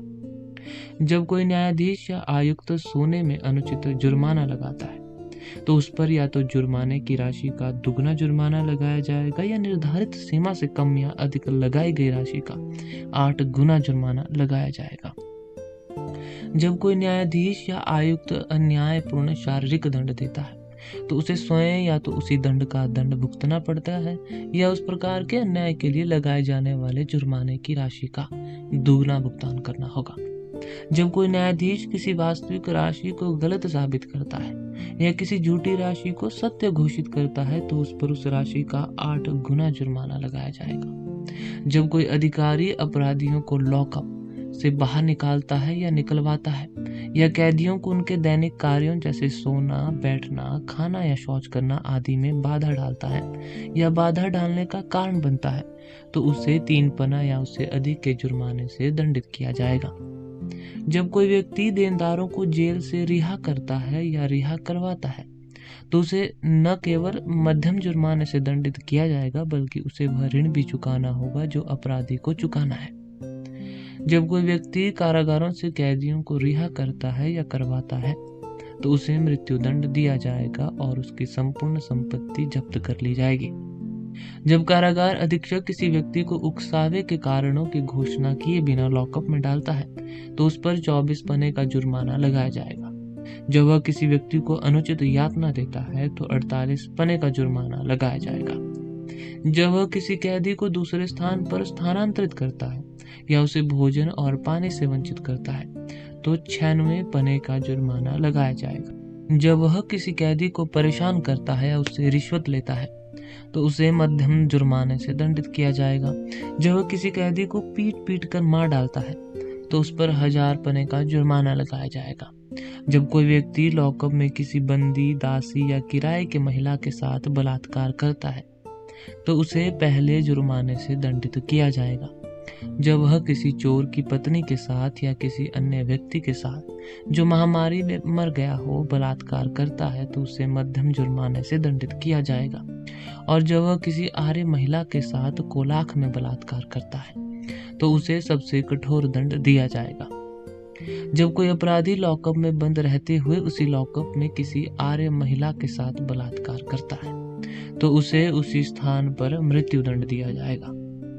जब कोई अधिकारी किसी आर्य महिला के साथ बलात्कार करता है जिसे रात में असमय आवागमन के लिए गिरफ्तार किया गया हो तो उसे भी मौके पर ही फांसी दी जाएगी। जब इसी तरह का अपराध किसी दास महिला के साथ किया जाता है तो अपराधी को प्रथम जुर्माने से दंडित किया जाएगा। यदि कोई अपराधी बिना ताला तोड़े किसी कैदी को भागने में मदद करता है तो उसे मध्यम से मध्यम दंड दिया जाएगा। यदि कोई अधिकारी ताला तोड़कर किसी कैदी को भगाने में मदद करता है तो उसे मृत्युदंड दिया जाएगा।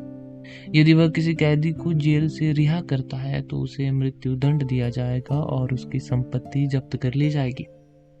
इसी प्रकार राजा उचित दंडों के माध्यम से पहले सरकारी कर्मचारियों के आचरण की परीक्षा लेगा और फिर स्वीकृत चरित्र वाले अधिकारियों के माध्यम से शहरों और गांव में रहने वाली अपनी प्रजा के आचरण की जांच करेगा। अध्याय 10 अंगों को विकृत करने के बदले जुर्माना। जब सरकारी कर्मचारी पहली बार तिरखागत संस्थाओं का उल्लंघन या जेब कतरों जैसे अपराध करते हैं तो उनकी तर्जनी उंगली काट दी जाएगी या उन्हें 54 पने का जुर्माना देना होगा। दूसरी बार ऐसा करने पर उनकी अगली उंगली काट दी जाएगी या उन्हें 100 पने का जुर्माना देना होगा। तीसरी बार ऐसा करने पर उनका दाहिना हाथ काट लिया जाएगा और उन्हें 400 पने का जुर्माना देना होगा और चौथी बार ऐसा करने पर उन्हें किसी भी तरह से मृत्यु दंड दिया जाएगा। यदि कोई व्यक्ति 24 पने से कम मूल्य के मुर्गे, नेवले, बिल्ली, कुत्ते या सूअर चुराता है या उन्हें नष्ट करता है तो उसकी नाक का अगला भाग काट लिया जाएगा या उसे 54 पने का जुर्माना देना होगा। यदि ये जानवर चांडाल या जंगली जनजातियों के हो तो उपरोक्त जुर्माने का आधा जुर्माना लगाया जाएगा। जब कोई व्यक्ति जंगली जानवरों, मवेशियों, पक्षियों, हाथियों, बाघों, मछलियों या किसी अन्य ऐसे जानवरों को चुराता है जो जालों, बाड़ों या गड्ढों में बंद हो तो उसे न केवल चुराए गए जानवरों के मूल्य के बराबर जुर्माना देना होगा बल्कि जानवरों को वापस भी करना होगा। जंगलों से पशु या कच्चा माल चुराने पर 100 पने का जुर्माना लगाया जाएगा। औषधालयों से गुड़िया, पशु या पक्षी चुराने या नष्ट करने पर उपरोक्त जुर्माने का दुगना जुर्माना लगाया जाएगा। जब कोई व्यक्ति कारीगरों, संगीतकारों या तपस्वियों से संबंधित छोटी वस्तुओं की चोरी करता है तो उसे 100 पना का जुर्माना देना होगा, और जब वह बड़ी वस्तुओं या किसी कृषि उपकरण की चोरी करता है तो उसे उपरोक्त जुर्माने का दुगना जुर्माना देना होगा। जब कोई व्यक्ति बिना अनुमति के किसी किले में प्रवेश करता है या किले की दीवार में बने किसी छेद या मार्ग से खजाना ले जाता है तो उसे या तो सर कलम कर दिया जाएगा या 200 पना का जुर्माना अदा करने के लिए मजबूर किया जाएगा। जब कोई व्यक्ति गाड़ी, नाव या छोटे चौपाए जानवर की चोरी करता है तो उसका एक पैर काट लिया जाएगा या उसे 300 पना का जुर्माना देना होगा। जब कोई जुआरी, काकानी या पासे के खेल में इस्तेमाल होने वाली किसी अन्य सहायक वस्तु के बदले किराए पर नकली पासे रखता है या हाथ की चालों से धोखाधड़ी करता है तो उसका हाथ काट दिया जाएगा या उसे 400 पना का जुर्माना देना होगा। जब कोई व्यक्ति किसी चोर या व्यभिचारी का समर्थन करता है तो उसे और स्वेच्छा से व्यभिचार करने वाली स्त्री दोनों के कान और नाक काट लिए जाएंगे या प्रत्येक को 500 पना का जुर्माना देना होगा, जबकि चोर या व्यभिचारी को उपरोक्त जुर्माने का दुगना भुगतान करना होगा। जब कोई व्यक्ति किसी बड़े जानवर को चुराता है, किसी पुरुष या महिला गुलाम का अपहरण करता है या किसी मृत शरीर से संबंधित वस्तुओं को बेचता है तो उसके दोनों पैर काट लिए जाएंगे या उसे 600 पना का जुर्माना देना होगा। जब कोई व्यक्ति किसी उच्च जाति के व्यक्ति या शिक्षक के हाथों या पैरों पर अपमानजनक ढंग से झपट्टा मारता है या राजा के घोड़े, हाथी, रथ आदि पर सवार होता है तो उसका एक पैर और एक हाथ काट दिया जाएगा या उसे 700 पना का जुर्माना देना होगा। जब कोई शूद्र स्वयं को ब्राह्मण कहता है, जब कोई व्यक्ति देवताओं की संपत्ति चुराता है, राजा के विरुद्ध षड्यंत्र रचता है या किसी दूसरे की दोनों आंखें फोड़ देता है तो उसे या तो विषैले मरहम से अपनी आंखें फुड़वानी होंगी या 800 पने का जुर्माना अदा करना होगा। जब कोई व्यक्ति किसी चोर या व्यभिचारी को बरी करवाता है या राजा के आदेश को लिखते समय कुछ जोड़ता या घटाता है, सोने से लदी किसी लड़की या दासी का अपहरण करता है, कोई कपटपूर्ण लेन देन करता है या सड़ा हुआ मांस बेचता है तो उसके दोनों पैर और एक हाथ काट दिए जाएंगे या उसे 900 पना का जुर्माना देना होगा। जो भी व्यक्ति मानव मांस बेचेगा उसे मृत्यु दंड दिया जाएगा। जब कोई व्यक्ति देवी देवताओं या जानवरों की मूर्तियां चुराता है, पुरुषों का अपहरण करता है या दूसरों के खेतों, घरों, सोने और सोने के सिक्कों, कीमती पत्थरों या फसलों पर कब्जा कर लेता है तो उसे या तो सिर कलम कर दिया जाएगा या उसे अधिकतम जुर्माना अदा करने के लिए बाध्य किया जाएगा। व्यक्तियों की अपराध की प्रकृति, अपराध करने के कारण, पूर्ववर्ती और वर्तमान परिस्थितियां, समय और स्थान को ध्यान में रखते हुए और अपराधियों के बीच उचित अंतरों को ध्यान में रखते हुए, चाहे वे शाही परिवार से संबंधित हो या आम जनता से, आयुक्त प्रथम, मध्यम या उच्चतम दंड लगाने की उपयुक्तता का निर्धारण करेगा। अध्याय 11 यातना सहित या बिना यातना के मृत्यु। जब कोई व्यक्ति झगड़े में किसी दूसरे व्यक्ति की हत्या करता है तो उसे यातना देकर मृत्यु दंड दिया जाएगा। यदि कोई व्यक्ति लड़ाई में घायल होकर 7 रातों के भीतर मर जाता है तो उसे घायल करने वाले को तत्काल मृत्यु दंड दिया जाएगा। यदि घायल व्यक्ति पखवाड़े के भीतर मर जाता है तो अपराधी को अधिकतम दंड दिया जाएगा। यदि घायल व्यक्ति 1 महीने के भीतर मर जाता है तो अपराधी को न केवल 500 पने का जुर्माना देना होगा, बल्कि मृतक के परिवार को उचित मुआवजा भी देना होगा। जब कोई व्यक्ति किसी दूसरे को हथियार से घायल करता है तो उसे अधिकतम जुर्माना देना होगा। जब वह नशे की हालत में ऐसा करता है तो उसका हाथ काट दिया जाएगा, और जब वह तत्काल मृत्यु का कारण बनता है तो उसे मृत्यु दंड दिया जाएगा। जब कोई व्यक्ति प्रहार करके, दवा देकर या परेशान करके गर्भावस्था में गर्भपात कराता है तो उस पर क्रमशः उच्चतम, मध्य और प्रथम दंड लगाया जाएगा। जो लोग पुरुषों या महिलाओं की हिंसक हत्या करते हैं, या जो बार बार वेश्याओं से मिलने जाते हैं, जो दूसरों को अन्यायपूर्ण दंड देते हैं, जो झूठी या अपमानजनक अफवाहें फैलाते हैं, जो यात्रियों पर हमला करते हैं या उन्हें रोकते हैं, जो सेंधमारी करते हैं, या जो शाही हाथियों, घोड़ों या रथों को चुराते हैं या उन्हें नुकसान पहुंचाते हैं, उन्हें फांसी दी जाएगी। जो कोई भी उपरोक्त अपराधियों के शवों को जलाता है या ले जाता है, उसे इसी प्रकार की सजा दी जाएगी या अधिकतम जुर्माना अदा करना होगा। जब कोई व्यक्ति हथियारों या चोरों को भोजन, वस्त्र, आवश्यक सामग्री, आग, सूचना, योजना या किसी भी प्रकार की सहायता प्रदान करता है तो उसे अधिकतम दंड दिया जाएगा। यदि वह अनजाने में ऐसा करता है तो उसकी निंदा की जाएगी। हत्यारों या चोरों के पुत्र या पत्नियां यदि वे मिली भगत में नहीं पाए जाते हैं तो उन्हें बरी कर दिया जाएगा, लेकिन यदि वे मिली भगत में पाए जाते हैं तो उन्हें गिरफ्तार कर लिया जाएगा। जो कोई भी राज्य पर कब्जा करने का लक्ष्य रखता है, जो राजा के हरम में जबरन प्रवेश करता है, जो जंगली कबीलों या शत्रुओं को उकसाता है, या जो किलों, ग्रामीण क्षेत्रों या सेना में असंतोष पैदा करता है, उसे सिर से पैर तक जिंदा जला दिया जाएगा। यदि कोई ब्राह्मण इस प्रकार के कार्य करे तो वह डूब जाएगा। जो कोई अपने पिता, माता, पुत्र, भाई, शिक्षक या तपस्वी की हत्या करता है, उसे सिर और चमड़ी दोनों जलाकर मृत्यु दंड दिया जाएगा। यदि वह उपरोक्त व्यक्तियों में से किसी का अपमान करता है तो उसकी जीभ काट दी जाएगी। यदि वह इन व्यक्तियों के किसी अंग को काटता है तो उससे संबंधित अंग छीन लिया जाएगा।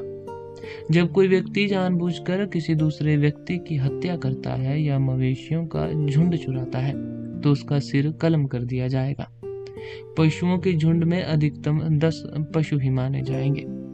जब कोई व्यक्ति पानी से भरे तालाब का बांध तोड़ता है तो उसे उसी तालाब में डुबोकर मार डाला जाएगा। यदि वह तालाब पानी से खाली हो तो उसे सबसे कठोर दंड दिया जाएगा, और यदि वह तालाब उपेक्षा के कारण खंडहर हो गया हो तो उसे मध्यम स्तर का दंड दिया जाएगा। जो पुरुष किसी दूसरे पुरुष को जहर देता है और जो स्त्री किसी पुरुष की हत्या करती है, उन्हें डुबोकर मार डाला जाएगा। जो भी स्त्री अपने पति, गुरु या संतान की हत्या करती है, किसी दूसरे की संपत्ति में आग लगाती है, किसी पुरुष को जहर देती है या किसी पुरुष के शरीर के किसी भी अंग को काट देती है, उसे बैलों द्वारा फाड़ दिया जाएगा, चाहे वह गर्भवती हो या ना हो, या बच्चे को जन्म देने का 1 महीना बीता हो या ना बीता हो। जो भी व्यक्ति चरागाहों, खेतों, अनाज की कटाई के लिए तैयार किए गए आंगनों, घरों, जंगलों, लकड़ी या हाथियों के आवासों में आग लगाएंगे, उसे आग में फेंक दिया जाएगा। जो कोई राजा का अपमान करता है, राजा की परिषद के साथ विश्वासघात करता है, राजा के विरुद्ध बुरे प्रयास करता है, या ब्राह्मणों के रसोई घरों की पवित्रता का अनादर करता है, उसकी जीभ काट दी जाएगी। जब कोई व्यक्ति जो सैनिक नहीं है हथियार या कवच चुराता है तो उसे तीरों से मार गिराया जाएगा। यदि वह सैनिक है तो उसे अधिकतम जुर्माना अदा करना होगा। जो किसी पुरुष का बाध्यकरण करेगा उसके जननांग काट दिए जाएंगे। जो किसी दूसरे की जीभ या नाक को चोट पहुंचाएगा उसकी उंगलियां काट ली जाएंगी। शास्त्रों में महान ऋषियों द्वारा उपयुक्त प्रकार के कष्टदायी दंड निर्धारित किए गए हैं, लेकिन यह उचित ठहराया गया कि इन अपराधों को साधारण मृत्यु दंड दिया गया जिन्होंने क्रूरता नहीं की है। अध्याय 12 अपरिपक्व लड़कियों के साथ यौन संबंध। जो कोई भी समजातीय जाति की किसी कन्या को उसके परिपक्व होने से पहले अपवित्र करता है, उसका हाथ काट दिया जाएगा या उसे 400 पना का जुर्माना देना होगा। यदि कन्या की इस कारण मृत्यु हो जाती है तो अपराधी को मृत्यु दंड दिया जाएगा। जो व्यक्ति किसी वयस्क कन्या को अपवित्र करता है, उसकी मध्यमा उंगली काट दी जाएगी या उसे 200 पना का जुर्माना देना होगा। साथ ही उसके पिता को पर्याप्त मुआवजा भी देना होगा। कोई भी पुरुष किसी स्त्री के साथ उसकी इच्छा के विरुद्ध यौन संबंध नहीं बनाएगा। जो व्यक्ति स्वेच्छा से किसी कुंवारी लड़की को अपवित्र करता है, उसे 54 पने का जुर्माना देना होगा, जबकि कुंवारी लड़की को आधी राशि का जुर्माना देना होगा। जब कोई व्यक्ति किसी ऐसे व्यक्ति का रूप धारण करता है जिसने पहले ही किसी महिला को विवाह शुल्क का भुगतान कर दिया है, तो उसका हाथ काट दिया जाएगा या उसे विवाह शुल्क की भरपाई के अलावा 400 पना का जुर्माना देना होगा। जो पुरुष किसी ऐसी युवती के साथ संबंध रखता है जिसके साथ माहवारी बीत चुके हों और उससे विवाह करने में सफल नहीं हुआ हो, भले ही उससे सगाई हो चुकी हो, वह न तो दोषी होगा और न ही उसके पिता को कोई मुआवजा देगा, क्योंकि उसके पिता ने उसे इतने लंबे समय तक माहवारी के परिणाम से वंचित रखने के कारण उस पर अपना अधिकार खो दिया है। समान जाति और पद के पुरुष के लिए किसी ऐसी युवती से संबंध रखना अपराध नहीं है जिसे मासिक धर्म शुरू होने के 3 साल बाद तक अविवाहित रहना पड़ा हो। इसी प्रकार भिन्न जाति के पुरुष के लिए भी किसी ऐसी युवती से संबंध रखना अपराध नहीं है जिसे मासिक धर्म शुरू होने के 3 साल से अधिक समय बीत चुका हो और जिसने कोई आभूषण न पहना हो, क्योंकि ऐसी परिस्थितियों में पैतृक संपत्ति पर कब्जा करना चोरी माना जाएगा।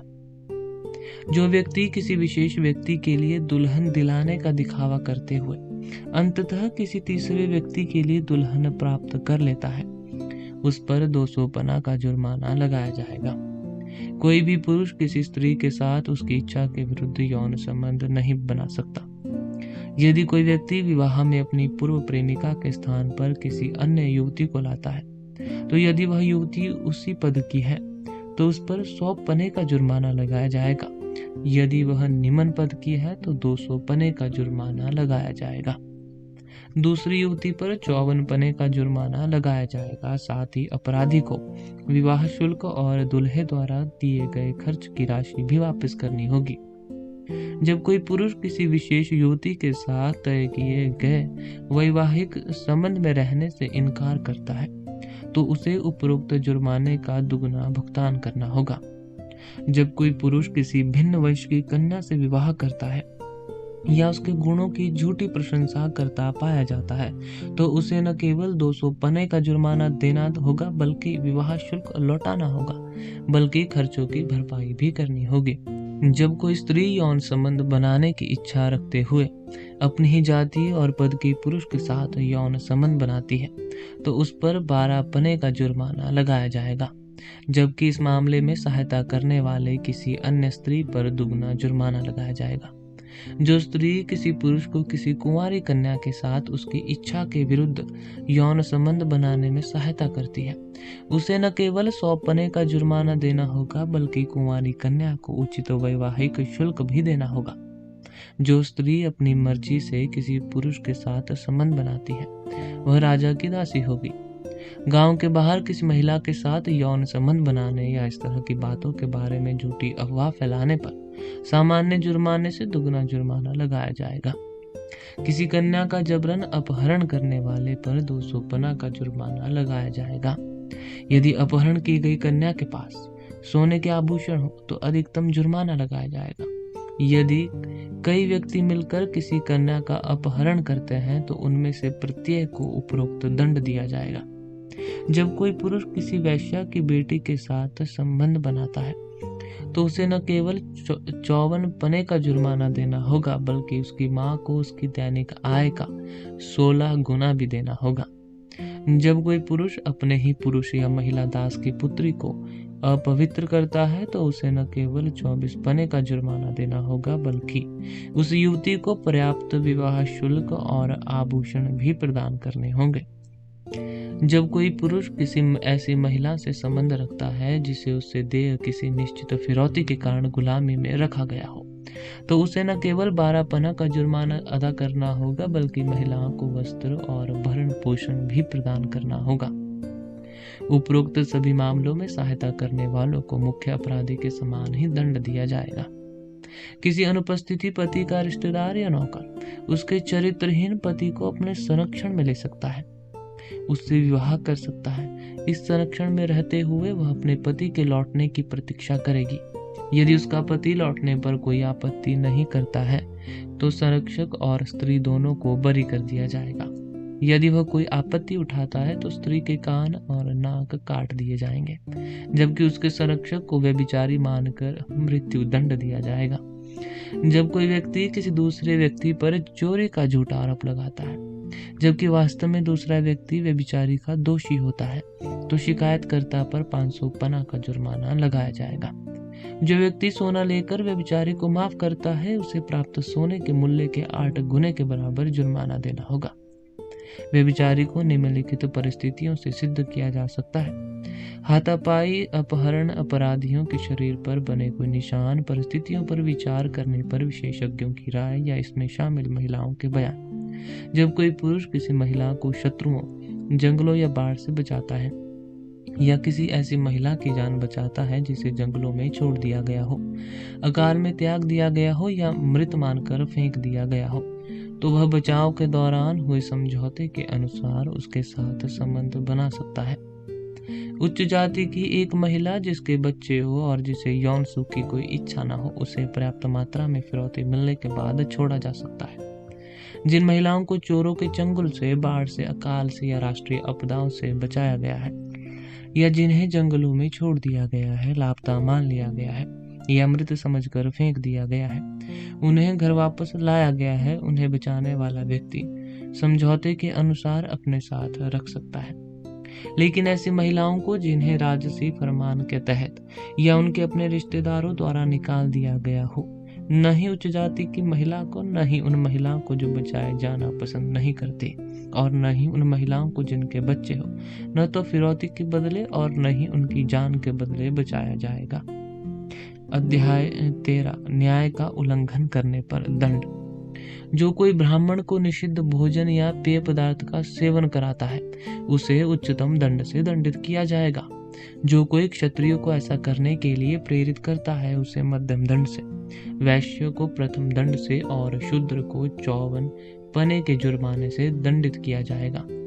जो लोग स्वेच्छा से किसी भी ऐसी चीज का सेवन करते हैं जिसे भोजन या पेय के रूप में निंदनीय माना जाता है, उन्हें समाज से बहिष्कृत कर दिया जाएगा। जो कोई दिन के समय किसी दूसरे के घर में जबरन घुसता है, उसे पहले दर्जे का दंड दिया जाएगा, और रात के समय ऐसा करने पर मध्यम दर्जे का दंड दिया जाएगा। और जो कोई हथियार लेकर दिन या रात के समय किसी दूसरे के घर में प्रवेश करता है, उसे सबसे कड़े दंड से दंडित किया जाएगा। जब भिखारी या फेरी वाले और पागल या विक्षिप्त व्यक्ति बलपूर्वक किसी घर में प्रवेश करने का प्रयास करते हैं, या जब पड़ोसी किसी खतरनाक स्थिति में किसी घर में जबरदस्ती प्रवेश करते हैं, तो उन्हें दंडित नहीं किया जाएगा, बेशर्ते कि ऐसे प्रवेश पर विशेष रूप से रोक न लगाई गई हो। जो व्यक्ति आधी रात के बाद अपने घर की छत पर चढ़ेगा, उसे पहले प्रकार का जुर्माना देना होगा, और दूसरे के घर की छत पर चढ़ने वाले को मध्य प्रकार का जुर्माना देना होगा। जो लोग गांवों, बगीचों या खेतों की बाड़ तोड़ते हैं, उन्हें भी मध्यम स्तर के जुर्माने से दंडित किया जाएगा।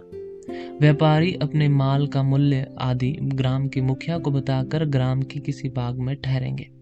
यदि रात के दौरान उनके माल का कोई भाग जो वास्तव में ग्राम से बाहर नहीं भेजा गया हो, चोरी हो जाए या गुम हो जाए, तो ग्राम का मुखिया उस हानि की भरपाई करेगा। किन्हीं दो गांवों के बीच स्थित स्थानों में यदि उनका कोई माल चोरी हो जाता है या खो जाता है, तो चरागाह भूमि अधीक्षक उसकी भरपाई करेगा। यदि ऐसे स्थानों में चरागाह भूमि न हो, तो चोरा राज्य का नामक अधिकारी हानि की भरपाई करेगा। यदि देश के ऐसे भागों में माल की हानि होती है जहां ऐसी सुरक्षा भी उपलब्ध नहीं है, तो उस स्थान की सीमा में रहने वाले लोग हानि की भरपाई में योगदान देंगे। यदि सीमा में कोई लोग नहीं है, तो आसपास के 5 या 10 गांव के लोग हानि की भरपाई करेंगे। अस्थिर मकानों के निर्माण, बिना सहारे वाले गाड़ियों या जिनके ऊपर बीम या हथिया लटका हो या जिनका सहारा क्षतिग्रस्त हो या जिन पर कोई आवरण न हो के कारण होने वाले क्षति और किसी गाड़ी को गड्ढे, टैंक या बांध से गिराने के कारण होने वाली क्षति को हमला माना जाएगा।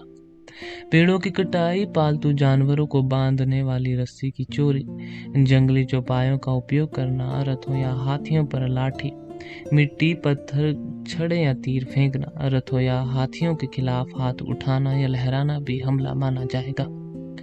रथ चालक जो किसी राहगीर से निकल जाओ कहकर पुकारता है, उसे टक्कर मारने के लिए दंडित नहीं किया जाएगा।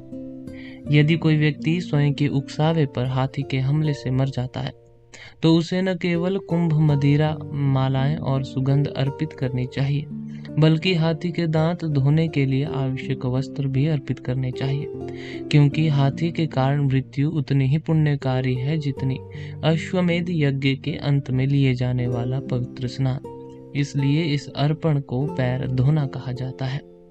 जब किसी राहगीर की हाथी के हमले से मौत हो जाती है तो हाथी चालक को अधिकतम दंड दिया जाएगा। जब सींग वाले या दांत वाले जानवर का मालिक किसी व्यक्ति को अपने जानवर द्वारा मारे जाने से नहीं बचाता है तो उसे पहले जुर्माने की सजा दी जाएगी।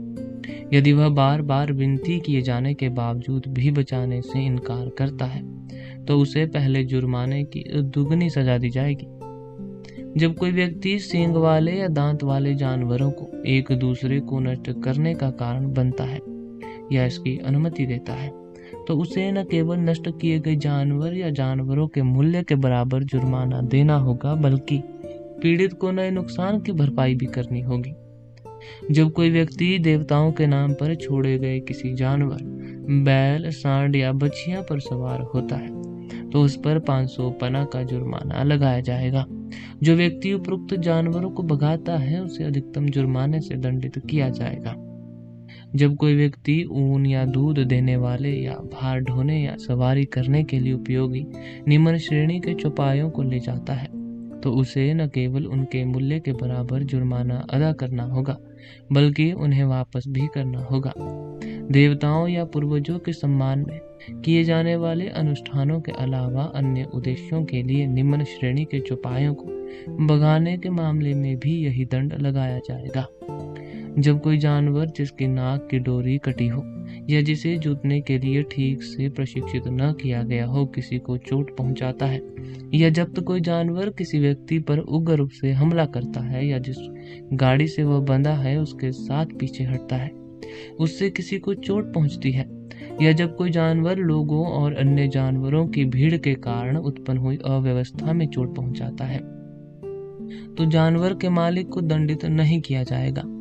लेकिन उपरोक्त परिस्थितियों के अलावा अन्य परिस्थितियों में मनुष्य को पहुंचाई गई चोट के लिए पहले बताए गए अनुसार जुर्माना लगाया जाएगा, जबकि ऐसे कारणों में किसी भी जानवर की मृत्यु की भरपाई की जाएगी। यदि चोट पहुंचाने वाली गाड़ी या रथ का चालक नाबालिग है तो गाड़ी या रथ के अंदर बैठे स्वामी को दंडित किया जाएगा। स्वामी की अनुपस्थिति में अंदर बैठे किसी भी व्यक्ति को या स्वयं चालक को यदि वह बालिग हो चुका है दंडित किया जाएगा। नाबालिग द्वारा संचालित या बिना किसी व्यक्ति के गाड़ी या रथ द्वारा राजा अपने कब्जे में ले लेगा।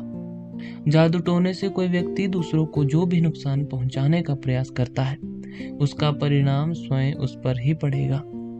केवल उदासीन पत्नी में प्रेम जगाने के लिए किसी युवती में उसके प्रेमी को या किसी पत्नी में उसके पति को प्रेम जगाने के लिए जादू टोना करना अपराध नहीं है, परंतु जब इससे दूसरों को हानि पहुंचती है तो जादू टोना करने वाले को मध्यम से उच्च दंड दिया जाएगा। जब कोई पुरुष अपने ससुर या माता की बहन, मामा या गुरु की पत्नी, अपनी बहू, बेटी या बहन को पाने के लिए जादू टोना करता है तो उसका अंग काट दिया जाएगा और उसे मृत्यु दंड दिया जाएगा। साथ ही जो स्त्री ऐसे अपराधी के साथ यौन संबंध बनाती है उसे भी यही दंड दिया जाएगा। जो स्त्री किसी दास, नौकर या मजदूर के साथ यौन संबंध बनाती है उसे भी इसी प्रकार दंडित किया जाएगा। जो क्षत्रिय किसी असुरक्षित ब्राह्मण स्त्री के साथ व्यभिचार करता है उसे सबसे कठोर दंड दिया जाएगा। ऐसा करने वाले वैश्य की सारी संपत्ति जब्त कर ली जाएगी और शूद्र को चट्टाई में लपेट कर जिंदा जला दिया जाएगा। जो कोई भी उस देश की रानी के साथ व्यभिचार करेगा उसे एक बर्तन में जीवित जला दिया जाएगा। जो पुरुष नीची जाति की स्त्री के साथ व्यभिचार करता है उसे निर्धारित चिन्ह लगाकर या माथे पर दाग लगाकर देश निकाला दिया जाएगा या उसे किसी जाति में पदावनत कर दिया जाएगा।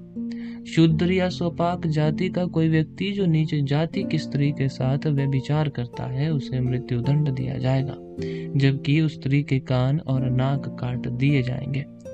किसी नन के साथ व्यभिचार करने पर 24 पने का जुर्माना देना होगा, जबकि स्वयं को समर्पित करने वाली नन को भी इसी प्रकार का जुर्माना देना होगा।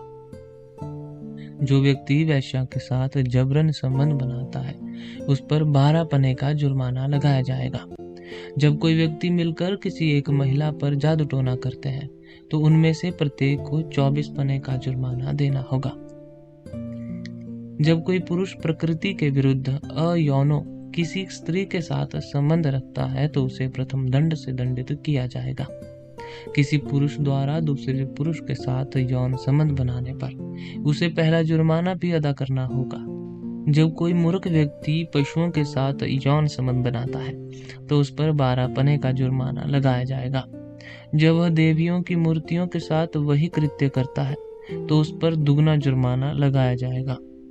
जब राजा किसी निर्दोष व्यक्ति को दंडित करता है तो वह अन्यायपूर्ण दंड के 30 गुना के बराबर राशि वरुण देवता को समर्पित करते हुए जल में बहा देगा और यह राशि बाद में ब्राह्मणों में वितरित कर दी जाएगी। इस कार्य से राजा अन्यायपूर्ण कर लगाने के पाप से मुक्त हो जाएगा, क्योंकि राजा वरुण मनुष्यों में पापियों का शासक है।